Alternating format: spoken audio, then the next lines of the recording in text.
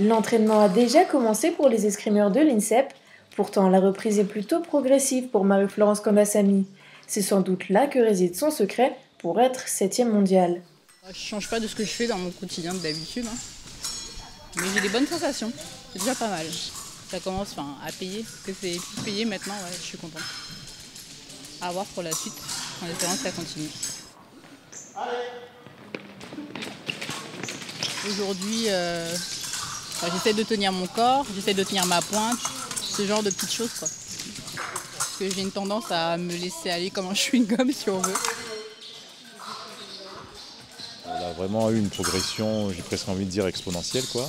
Parce que c'est pas quelqu'un de très expressif, Marie-Flo, mais elle s'exprime en fait très très bien sur la piste et elle montre son envie à travers ses résultats.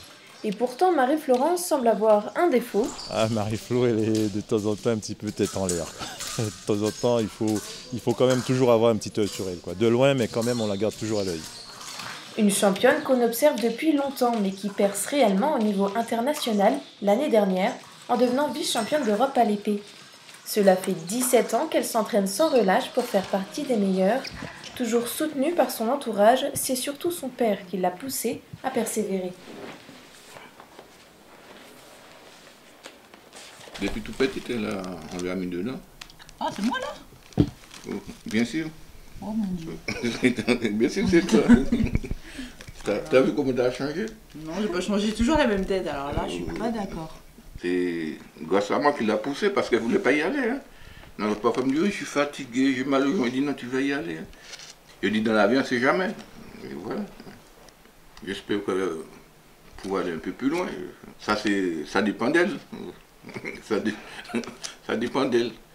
Maintenant, on a tout fait pour elle. Maintenant, c'est à elle de nous montrer qu'elle a la capacité d'aller un peu plus loin. Il faut être fier, c'est tout.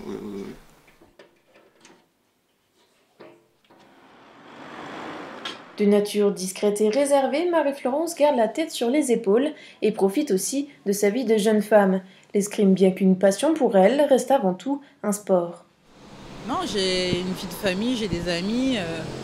Je pense que c'est important d'avoir une vie à l'extérieur, de ne pas se focaliser que dans le sport. Il faut voir un peu faut voir autre chose que ça.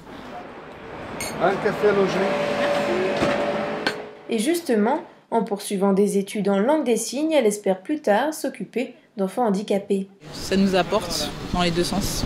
Je pense que je leur apporterai quelque chose et ils m'apporteraient quelque chose à moi. Voilà. Je voudrais continuer ma carrière sportive et en même temps m'occuper des enfants.